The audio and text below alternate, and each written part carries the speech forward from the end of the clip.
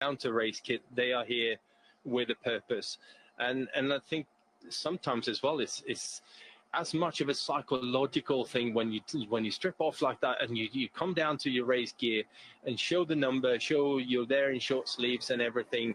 I'm here to do something, and yeah, sometimes it's like other riders then sitting there cold, freezing.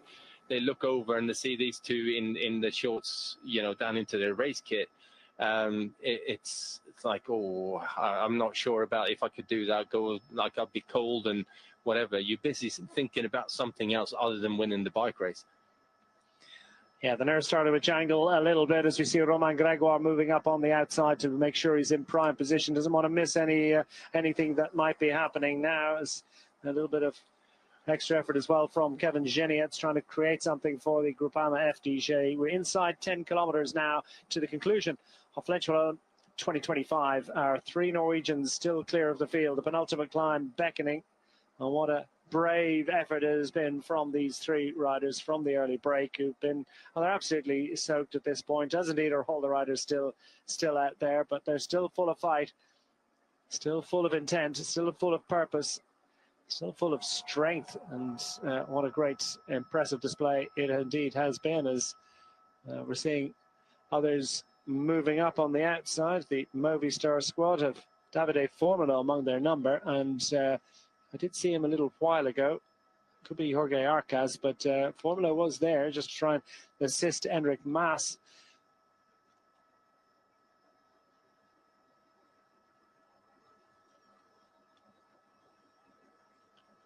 Movistar squad moving up on the inside as well with the Arkea B&B Hotels. Kevin Vauquelin wants to stay as close as he possibly can as the approach to this penultimate climb of the day. Ooh. It looked like there was a bit of movement in the peloton there as well as we cut away.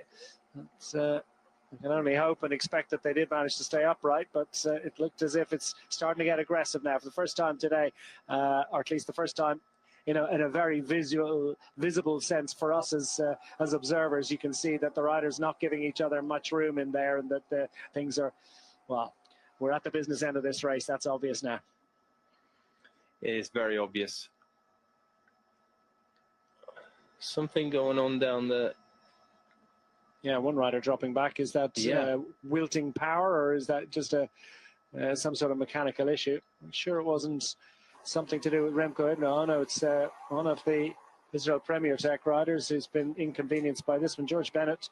Well, St. George's Day not proving beneficial really for the New Zealander, as he finds his chain is all wrapped up there in a difficult way. It's obviously gone down between either the two chain rings or between the chain ring and the bottom bracket, and it's just not coming back. A worst possible moment, as well as we're just going up start in the Côte de Chérève as well.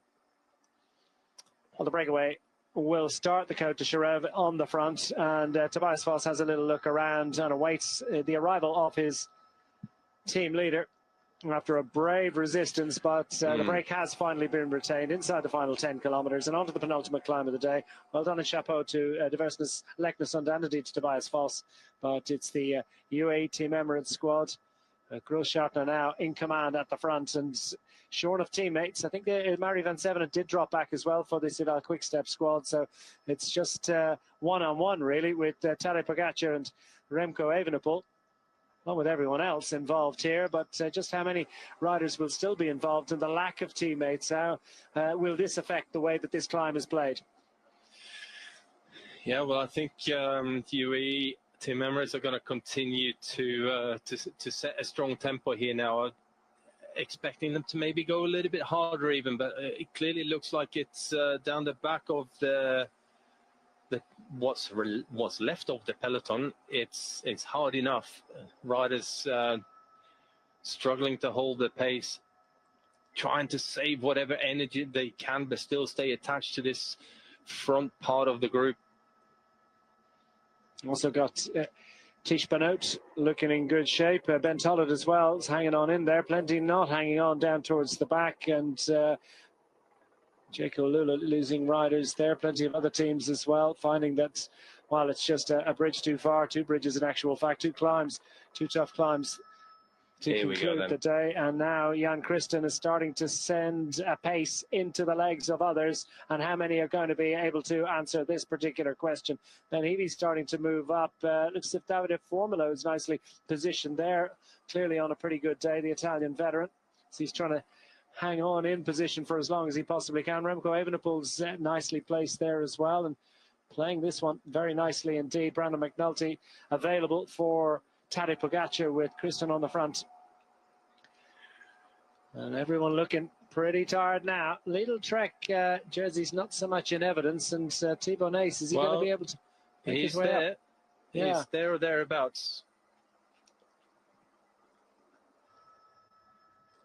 There's a bit of work to do just to make his way right up onto the tail of the leading lights.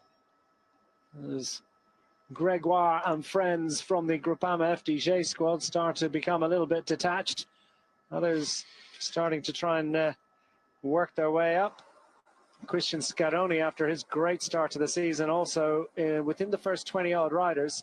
But this is a really, really tough and challenging pace. You've really, your best you can hope to do at the moment is maintain position. Very difficult to get ahead of another rider.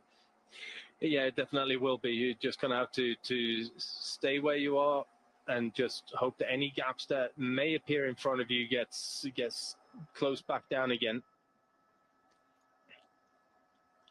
Now, Thibaut Nace, we just saw him in the line, but just having just 5 meters off the back there. Yeah, fix a little bit of a problem there. This Ben Tullett that's also been distanced a little bit, the young British rider, looking around himself. Tish Benoit has managed to follow the pace, so good little problem-solving situation there for Thibaut Nace, and it's now a very select group. Will we see a regathering over the top of this climb? Will they regroup and allow more to come in, or is there enough impetus here and enough ambition from the UAE Team Emirates squad to keep this group as small as it is? They will not sit up. I'm pretty certain of that. They will continue this down to the bottom of the Mur de Huy now. As Ben O'Connor and Zana as well, also further back than they might have liked, being somewhat delayed and distanced. And there's some really strong riders who came in with high hopes are finding that the legs are just not responding as they would like. Plunging over the top now of the Sharav, and just the Mur de Huy awaits the riders, and it's a short run to the end. They've got 200 kilometers of bike racing complete to this point. The final 5K, where it's going to be decided, is Tadej Pogačar going to chance one? Well, onto the front. Is he off the front? And immediately scampering to the front, Remco Evenepoel. You're not going to get away with any easy little attacks there. Was that just that he wants to command the descent, or did he think about shaping for an attack there? I think it's just that he wants to command the descent, but interesting, Remco Evenepoel did not even blink twice. He was straight on top of that and followed. And as you say, they want to try and make the most of what they've made, because there is a little bit of a gap there, and a very motivated group trying to make their way back on behind. Tish Benoit's just easing his way onto the wheel of Davide Formolo. Brandon McNulty, I think it is just in front. Ben Healy's managed to latch onto this one, and he's staying very, very close to the front, which is a position of maximum opportunity. Remco Evenepoel. This is interesting, though, Declan, that you know, both Remco and Tadej are pushing, the ones pushing the pace on the descent here. I would have expected them to have maybe gone on the climb, as we got this difficult corner that we dealt with before. Well, the leading group threw it, and the chase group fundamentally threw it as well. Just how much motivation is in there, and will Tadej Pogačar be minded to ask Brandon McNulty to ride through and really give a big dig here? Looks like they're going to come back. Yeah, I think it will come back here, but it's wasting a lot of energy for some riders down the back here, but it's also burning energy for both Remco and Tadej at the front of the race here. Magnus Sheffield is part of that chase group, and the mass ranks, such as it is, there's at least 3 riders from the Groupama FDJ squad trying to close this gap. It looks as if they're just cruising. They're anything but. Brandon McNulty, that beautiful, almost languid style, and that relatively low cadence, is grinding away on a big old gear and asking a huge question of the chasers behind. Well, they're going to make it on, but at what cost? There's riders sitting in the wheels here Well, they're blowing smoke through their ears at the moment and wondering if they'll still have the legs to answer the big question when we arrive onto the climb. Guillaume Martin looks like he's up for this one. He's got the jacket off, second in line of the Groupama FDJs. He's going to have to continue to close the gap. So Gregoire presumably a little bit further back at the moment. Yeah, a little bit of panic stations there from everyone in the group behind. They're getting gapped on the descent as we're now coming into the bottom of the Mur de Huy. A couple of 100 meters until we turn right. That's the youngest rider in the bike race, Nordhagen, 20 years of age, still involved and still close to the front of it at the end, but he's surely not going to be involved in the distribution of the big prizes at the end of the day. That's between the likes of UAE Team Emirates, Arcadia B&B as well. Vauquelin has moved up and put himself into prime position. Remco Evenepoel. And we're starting to see the first arrival of Tom Pidcock up to the front for the Q36.5, that Red Bull helmet. The world champion Tadej Pogačar wants to own it into the right-hander on the approach to the final climb of the day. Inside 2 kilometers to go, and the Mur de Huy beckons. It definitely does. Right now, you want to be in that position just behind the UAE Team Emirates riders, where you got Remco Evenepoel sitting, you got Tom Pidcock sitting in there as well, and now Thibaut Nies has got himself up here. Has he got anything left? Has he been playing games with us? Well, he's looked as if he's been struggling and on something of a rearguard action, not physically struggling, you understand, but he's short of teammates. He's lost his strongest teammate and perhaps one of the pre-event favourites, Matthias Schkelmoze, but nonetheless, Thibaut Nies is thereabouts. And what's a stunning job, you have to say, being done by Nordhagen. Good day out for Norway, but how are they going to get the win today? Tish Benoot, his teammate, a little bit further ahead, already rocking as the gradient starts to grip for these riders, and Brandon McNulty sets a searing tempo that few can follow, certainly few can contemplate moving up. And here's Jan Christen coming back up to assist for Tadej Pogačar, and that's good news for him. Remco Evenepoel and Tom Pidcock and Kevin Vauquelin and Ben Healy also in prime position. What about this from Magnus Sheffield after his puncture? He's still very much in prime position. Thibaut Nies there as well, as looking for an opportunity to just sort of gravitate up towards the front, shorn of one of his race numbers, and into the final grippy bit of this climb and onto the final 900 meters. Well, 1,300 meters in total for the length of the climb. What about this from Jan Christen, the Swiss rider, as he moves up and onto the front? I'll tell you what, the pace that Christen is setting here is pretty special. So Schmidt into position as well, doing a really good job. Looking good.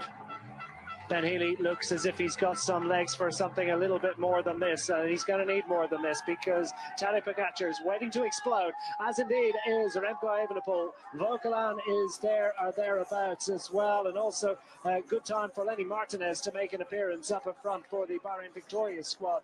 Other teams trying to fight their way back into contention. Tish Benoot further back than might be advised. It's Healy got to go for a late or an early one, and that's got to be the way that the Irish rider has to play it. EF Education easy post. No, he's their man, and Tadej Pogačar is equal to that one, and he's left, and he's gone. Tadej Pogačar hits the steep bit, and can anyone follow? Ben Healy is left floundering. Remco Evenepoel, Vauquelin and the rest have nothing to answer. That kind of pace and strength. And, well, he's just floated up that climb as if it didn't exist. And Tadej Pogačar has a huge advantage now inside the final half kilometre. Still plenty of this climb remaining. And Ben Healy still in front of Vauquelin and the rest. But it's Tadej Pogačar that is going for glory here in Flèche, Wallonne. And surely he's not coming back from there. Imperious form. They said he might be a little bit tired. They said maybe he should take a break after Amstel Gold. He said, I only put a number on to go for glory and to go for victory today. And he's inside the final couple of 100 meters.